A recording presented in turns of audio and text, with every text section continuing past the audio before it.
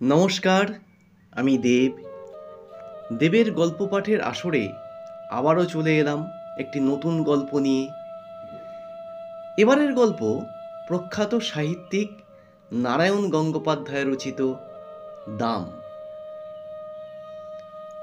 আসলে প্রকৃত শিক্ষকগণ যে জাতির মেরুদণ্ড, তারাই যে নিজেদের সাফল্য সন্তানতুল্য ছাত্রছাত্রীদের মধ্যে দেখতে চান, কিংবা বলা যেতে পারে দেখে খুশি হন, তারই এক জ্বলন্ত দলিল এই গল্পটি। তবে চলুন পাঠ করা যাক নারায়ণ গঙ্গোপাধ্যায় রচিত দাম। স্কুলে কি বিভীষিকাই যে ছিলেন ভদ্রলোক। আমাদের অঙ্ক কষাতেন, আশ্চর্য পরিষ্কার ছিল মাথা। যেসব জটিল অঙ্ক নিয়ে আমরা ঘন্টার পর ঘন্টা পণ্ডশ্রম করেছি, একবার মাত্র তাকিয়ে দেখতেন তার দিকে, তারপরেই এগিয়ে যেতেন ব্ল্যাকবোর্ডে। খসখস করে ঝড়ের গতিতে এগিয়ে চলত খড়ি। হঠাৎ খড়ি ভেঙে গেলে বিরক্ত হয়ে টুকরো দুটো আমাদের দিকে ছুঁড়ে দিয়ে তৎক্ষণাৎ আর একটা তুলে নিতেন। একটু পরেই আমরা রোমাঞ্চিত হয়ে দেখতুম ছবির মতো অঙ্কটা সাজিয়ে দিয়েছেন। পৃথিবীতে যত অঙ্ক ছিল সব যেন ওর মুখস্থ, কিংবা মুখস্থ বললেও ঠিক হয় না। মনে হতো আমাদের অদৃশ্য অক্ষরে বোর্ডে আগে থেকেই কষা রয়েছে, অথচ উনি দেখতে পাচ্ছেন ঠিক, আর সঙ্গে সঙ্গে তার উপরে খড়ি বুলিয়ে চলেছেন। অঙ্কে যারা 100-র মধ্যে 100 পায়, ওর ভয়ে তারাই তটস্থ হয়ে থাকত। আর আমাদের মতো যেসব অঙ্ক বিশারদের টেনে টুনে কুড়িয়েও উঠতে চাইতো না, তাদের অবস্থা সহজেই কল্পনা করা যেতে পারে। প্রকাণ্ড হাতের প্রচণ্ড চড় খেয়ে মাথা ঘুরে যেত, কিন্তু কাঁদবার জো ছিল না। চোখে এক ফোঁটা জল দেখলেই ক্লাস ফাটিয়ে হুঙ্কার ছাড়তেন, পুরুষ মানুষ হয়ে অঙ্ক পারিস নে, তার উপর কাঁদতে লজ্জা করে না? এখনই পা ধরে স্কুলের পুকুরে ছুঁড়ে ফেলে দেব। তা উনি পারতেন। ওর চড়ের জোর দেখেই আমরা তা আন্দাজ করে নিয়েছিলাম। পুরুষ মানুষ হয়ে অঙ্ক পারে না, এমন অঘটন কল্পনাও করতে পারতেন না মাস্টার মশাই। বলতেন, প্লেটোর দোরগোড়ায় কি লেখা ছিল জানিস? যে অঙ্ক জানে না, এখানে তার প্রবেশ নিষেধ। স্বর্গের দরজাতেও ঠিক ওই কথাই লেখা রয়েছে। যদি সেখানে যেতে চাস তাহলে। স্বর্গের খবরটা মাস্টার মশাই কোত্থেকে জোগাড় করলেন তিনিই জানেন। প্লেটো কে, তার দরজা দিয়ে ঢুকতে না পারলে কি ক্ষতি হবে, এ নিয়ে আমরা কোনোদিনই মাথা ঘামাইনি। তাছাড়া যে স্বর্গে পা দিয়েই জ্যামিতির এক্সট্রা কষতে হবে, কিংবা স্কোয়ার মেজারের অঙ্ক নিয়ে বসতে হবে, সে স্বর্গের চাইতে লক্ষ যোজন দূরে থাকাই আমরা নিরাপদ বোধ করতাম। ম্যাট্রিকুলেশনের গণ্ডি পার হয়ে অঙ্কের হাত থেকে রেহাই পেলুম, মাস্টারমশাইয়ের হাত থেকেও। কিন্তু অঙ্কের সেই বিভীষিকা মন থেকে গেল না। এমএ পাশ করার পরেও স্বপ্ন দেখেছি পরীক্ষার লাস্ট বেল পড়ো, অথচ একটা অঙ্কও আমার মিলছে না। মাস্টারমশাই গার্ড হয়ে একবার আমার সামনে এসে দাঁড়িয়েছেন। দু চোখ দিয়ে তার আগুন ঝরছে, দাঁতে দাঁতে ঘষে বলছেন, মাথার উপর ঘুরন্ত পাখা সত্ত্বেও ঘামে নিয়ে আমি জেগে উঠেছি। মৃদু নীল আলোয় দেখেছি চেনা ঘরটাকে। চোখে পড়েছে সামনে আমার পড়ার টেবিল, আমার বইপত্রের স্তূপ। গভীর তৃপ্তির সঙ্গে ভেবেছি, এখন আর আমাকে স্কুলে অঙ্ক কষতে হয় না, আমি এখন কলেজে পড়াই। একদিন একটি পত্রিকার পক্ষ থেকে ফরমাশ এলো, আমার ছোটবেলার গল্প শোনাতে হবে। আমি জানালুম, লেখক হিসেবে আমি নিতান্ত সামান্য ব্যক্তি। আমার ছেলেবেলার গল্পে কারো কোনো কৌতূহল নেই। তাছাড়া এমন কোনো স্মরণীয় ঘটনা ঘটেনি যে আসর করে তার লোককে শোনাতে পারি। কিন্তু কর্তৃপক্ষ ছাড়লেন না। তারা জানালেন সাহিত্যের ইন্দ্র, চন্দ্র, মিত্র, বরুণেরা কেউ তাদের বিশেষ পাত্তা দেননি।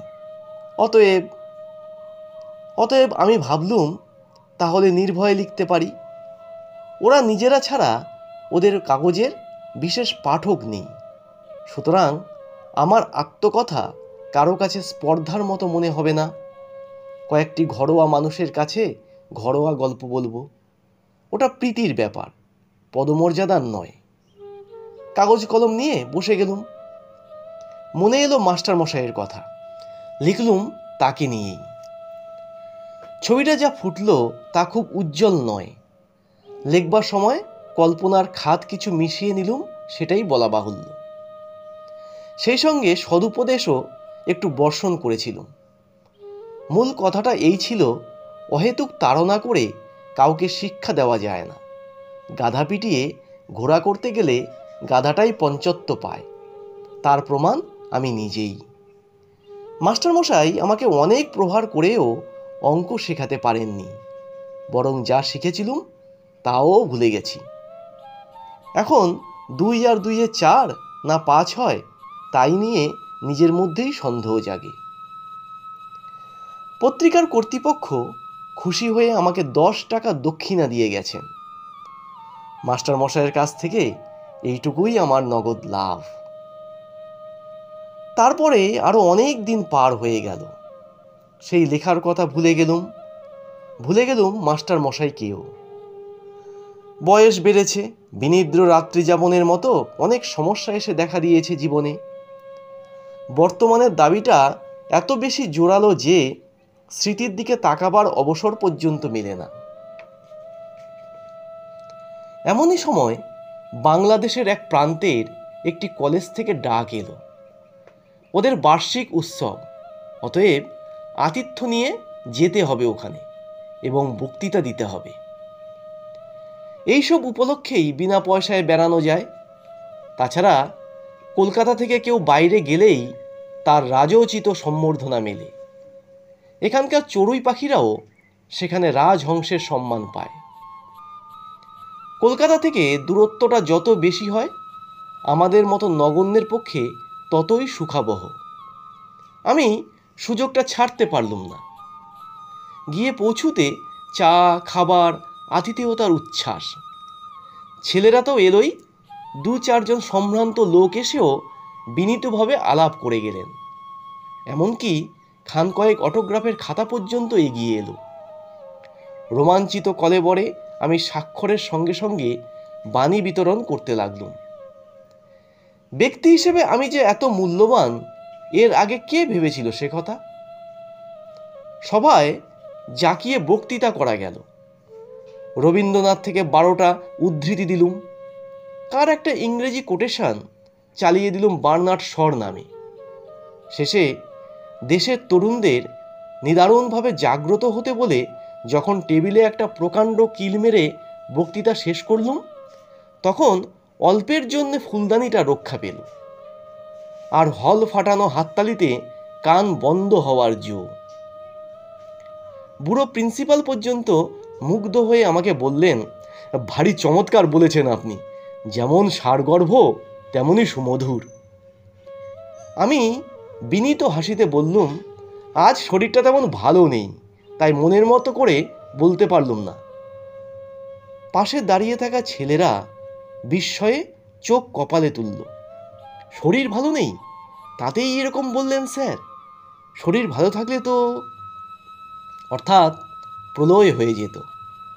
আমি উদার হাসি হাসলুম, যদিও মনে মনে জানি এই একটি সর্বার্থ সাধক বক্তৃতাই আমার সম্বল। রবীন্দ্র জন্মোৎসব থেকে বন মহোৎসব পর্যন্ত এটাকেই আমি এদিক ওদিক চালিয়ে দিই। স্তুতিতে স্ফীত মনে চায়ের পেয়ালায় চুমুক দিয়েছি। এমন সময় একটি ছেলে এসে খবর দিলে, এক বুড়ো ভদ্রলোক আপনার সঙ্গে দেখা করতে চান। প্রিন্সিপাল বললেন, বেশ তো, ডেকে আনো এখানে। ছেলেটি বললে, তিনি আসতে চাইছেন না, মাঠের বাইরে দাঁড়িয়ে রয়েছেন। আমার বক্তৃতায় নিশ্চয়ই কেউ অভিভূত হয়েছেন, আমাকে অভিনন্দন জানাবেন। এ অভিজ্ঞতা আগেও হয়েছে। সুতরাং দাক্ষিণ্য পুলকিত চিত্তে আমি বললুম, আচ্ছা চলো, আমিই যাচ্ছি। হলের বাইরে ছোট একটা মাঠ তরল অন্ধকারে ঢাকা। অত আলো থেকে বেরিয়ে এসে প্রথমে ভালো করে কিছু দেখতে পেলুম না। তারপর চোখে পড়ল মানুষটিকে। কুঁজো লম্বা চেহারা, মাথার সাদা চুলগুলি চিকমিক করছে। ডাকলেন, সুকুমার। আমি চমকে উঠলুম। এখানে কেউ আমার নাম ধরে ডাকতে পারে, সেটা যেমন আশ্চর্য, তার চেয়েও আশ্চর্য ওই গলার স্বর। আমার মনটাকে অদ্ভুতভাবে দুলিয়ে দিল। স্মৃতির অন্ধকার থেকে একটা ভয়ের মৃদু শিহরণ আমার বুকের ভিতর দিয়ে বয়ে গেল। আমাকে চিনতে পারছো না সুকুমার? আমি চিনেছি। ভয় পাওয়ার অর্থটা বুঝতেও আর বাকি নেই। ওই ডাক শুনে ছেলেবেলায় বহুদিন আমার গায়ের রক্ত হিম হয়ে এসেছে। জানি এখনই একটা ভয়ঙ্কর চড় আমার পিঠের উপর নেমে আসবে। সেই ভয়টার কঙ্কাল লুকিয়েছিল মনের চোরা কুঠুরিতে। ওই স্বর বিদ্যুতের আলোর মতো তাকে উদ্ভাসিত করে তুলেছে। আমার মাথা তখনই ওর পায়ে নেমে এলো। মাস্টারমশাই, আপনি? মাস্টারমশাই বললেন, বেঁচে থাকো বাবা, যশস্বী হও। রিটায়ার করার পর এখানে এসেই মাথা গুজেছি, বাড়ি থেকে বেরোই না। আজ তুমি বক্তৃতা করবে শুনে ছুটে এসেছি। খুব ভালো বলেছ সুকুমার, খুব খুশি হয়েছি। কিন্তু আমি খুশি হতে পারলুম না। বিজ্ঞানের ছাত্র ছিলেন মাস্টারমশাই। বুদ্ধিতে ছুরির ফলার মতো ঝকঝক করত তার চোখ। আজ আমার বক্তৃতার ফাঁপা ফানুস দিয়ে যদি ওকে ভোলাতে পেরে থাকি, তাহলে সেটা আমার কৃতিত্বে নয়, ওর মনেরও বয়স বেড়েছে বলে। অপরাধীদের মতো চাইলুম, না স্যার, আপনার সামনে। মাস্টারমশাই আমাকে বলতে দিলেন না। তোমরাই তো আমাদের গর্ব, আমাদের পরিচয়। কিছুই দিতে পারিনি, খালি শাসন করেছি, পীড়ন করেছি। বলতে বলতে জামার পকেট থেকে বের করলেন শতচ্ছিন্ন এক জীর্ণ পত্রিকা। একদিন আমার ছেলে এইটে এনে আমাকে দেখালে। পড়ে আনন্দে আমার চোখে জল এলো। কতকাল হয়ে গেল, তবু সুকুমার আমাকে মনে রেখেছে, আমাকে নিয়ে গল্প লিখেছে। সকলকে এই লেখা আমি দেখাই, বলি, দেখো আমার ছাত্র আমাকে অমর করে দিয়েছে। মুহূর্তে আমার জিভ শুকিয়ে গেল। লজ্জায়, আত্মগ্লানিতে আমার মাটিতে মিশে যেতে ইচ্ছে করল। একটা কিছু বলতে চেষ্টা করলুম, কিন্তু মুখে কথা ফুটল না। মাস্টারমশাইয়ের গলা ধরে এসেছিল। একটু চুপ করে থেকে বললেন, কি যে আমার আনন্দ হয়েছে সুকুমার, কি বলবো। তোমার এই লেখাটা সব সময়ে আমার সঙ্গে সঙ্গে থাকে। দু একজন বলে, যেমন ধরে মারতেন তেমনি বেশ শুনিয়ে দিয়েছে আপনাকে। আমি বলি, শোনাবে কেন, কত শ্রদ্ধা নিয়ে লিখেছে। আর সত্যিই তো, অন্যায় যদি করেই থাকি, ওরা ছাত্র, ওরা সন্তান। বড় হলে সে অন্যায় আমার শুধরে দেবে বই কি। জানো সুকুমার, আনন্দে তোমাকে আমি একটা চিঠিও লিখেছিলাম, কিন্তু পাঠাতে সাহস হয়নি। তোমরা এখন বড় হয়ে গেছো, এখন। আর বলতে পারলেন না। আবছা আলোটায় এখন অভ্যস্ত হয়ে উঠেছিলাম। দেখলুম মাস্টারমশাইয়ের চোখ দিয়ে জল পড়ছে। মনে হলো স্নেহ, মমতা, ক্ষমার এক মহাসমুদ্রের ধারে এসে দাঁড়িয়েছি। সেই স্নেহ কোটি মণিমাণিক্য দিয়ে যার পরিমাপ করা যায় না, সেই মমতা যার দাম সংসারের সব ঐশ্বর্যের চাইতে বেশি, সেই ক্ষমা কুবেরের ভাণ্ডারকে ধরে দিয়েও যা পাওয়া যায় না। আমি তাকে 10 টাকায় বিক্রি করেছিলাম। এ অপরাধ আমি বইব কি করে? এ লজ্জা আমি কোথায় রাখব? সত্যি লেখকের এই সরল অনুভূতি মনে হয় আজও অসংখ্য ছাত্রছাত্রীদের স্মৃতিকে দোলা দেয়, তাই নয় কি?